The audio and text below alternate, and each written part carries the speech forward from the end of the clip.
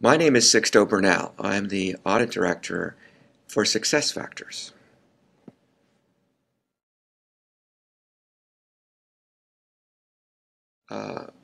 We've got a problem to solve. We've got silos of information, we've got silos of authentication, to coin a term, that needs to be resolved. We need to do away with that. We can't have a person per application running the authentication for that application. We need to centralize that so that we can manage it, we can measure it, we can ensure that it's being done consistently. SLAs are being met, of course, but more importantly, I think, is that then we have our arms around it. Whereas now there are 9 different people, let's say, with 9 different applications. And we have to communicate policy to each and every one of those and enforce policy. That's a difficult task. Those folks have other things that they need to be doing. Let's put the job of provisioning accounts in the hands of people whose job it is to do that all day long. And I think Conformity gives us the chance to do that. There's a lot of challenges to it. I think, though, that as a bridge, Conformity also gives us a nice opportunity to deal with those applications we can't bring under the umbrella right now. So even though we don't achieve total control over the provisioning and deprovisioning of accounts, etc., we gain some control. We gain some audit trail. We gain some ability to track what it was that happened, manage the incoming requests, etc. Whereas right now, it's a little bit difficult because there are all these different directions that a request has to go in parallel. And putting Conformity at the head, if you will, of that request stream makes the job of managing the individual requests much easier. Well, I think the pain starts the first day you pick a cloud application, because what happens, let's say you pick a commissions application, whatever it might be, or yes, you pick a commissions application. So now you've got to have somebody to provision, deprovision accounts to make sure that everybody's got the right level of permissions in that application, etc., etc.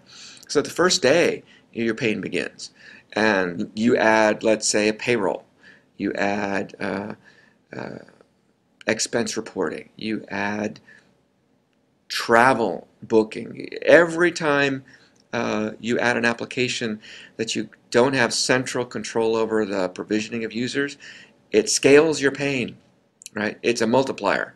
Another application is just another level of pain, unless you go to the expense of hiring somebody whose only job is to do that work. And then in that case, you're duplicating the effort of what your IT people are already doing.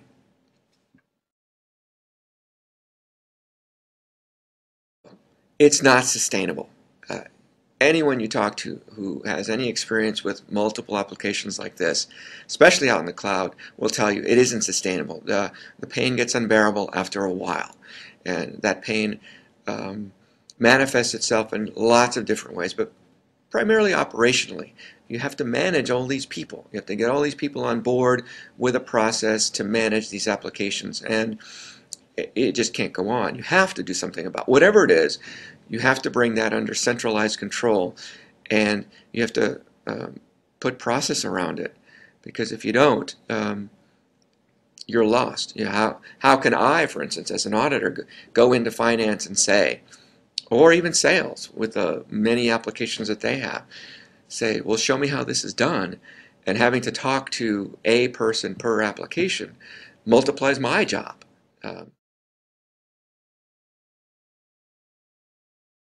The fact is that you don't get a choice on compliance. You're a public company, you have a certain market cap, you fall under SOX, for instance. If you're a public company who yourself is in the cloud, you have SaaS 70 responsibilities. So, and then you're going to do business in Europe, not being compliant with the various rules and regulations, ISO, this, and etc., that operate in EMEA. That's a huge differentiator. You can't do business really anymore without being compliant. With the number of applications that are out there, the complexity of them, it's a labor multiplier, because so if we premise with you don't get a choice whether to be compliant or not, therefore you must be. So now if an application has a lot of complexity around roles and permissions, it doesn't matter whether it does or not.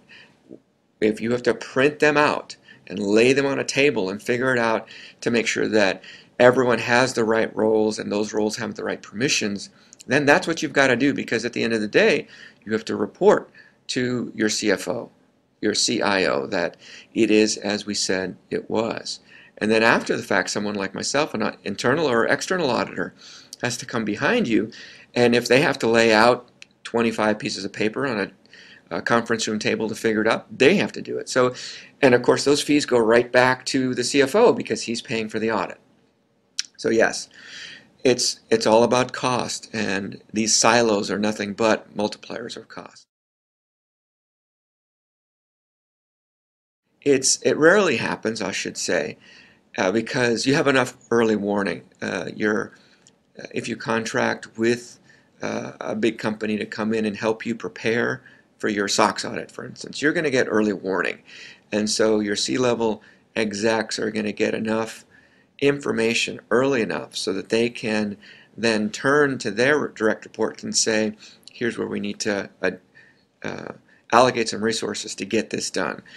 No one wants to have material weaknesses on their reporting. It rises to the level of having to disclose it to your investment community. In rare cases, it's actionable by the SEC. Those are very rare. What usually happens is you'll have a weakness or an exception, if you will, on a particular year or at mid-year, and then you work hard to remediate. Let's talk about finance. Finance from the get-go is a heavily regulated area. And so they're used to reporting. They're used to being audited. They're used to all kinds of levels of inspection, if you will, of their work. And so they're always looking over their shoulder. They're always thinking about how their work might be looked at later. And so it's rare to see a breach, if you will. More often what you find is someone inadvertently gives away the wrong role or the wrong permission level just because it's not their regular job. So more often what will happen is we'll find someone miscategorized in an audit, and that quickly gets remediated. And that's another reason for internal controls. I mean, for instance, you don't want to wait for an auditor to show up for you to discover your problems. You want to discover them on your monthly or quarterly review of access by people to sensitive applications. So most companies don't let it get that far. In other words, it doesn't get to the audit because they catch it up front. They're looking at their process, they're reviewing it. Someone in finance, for instance, is signing off. And so it's a rare occurrence. It happens, although I have to say it happens about as often as you get broken into, which is rare.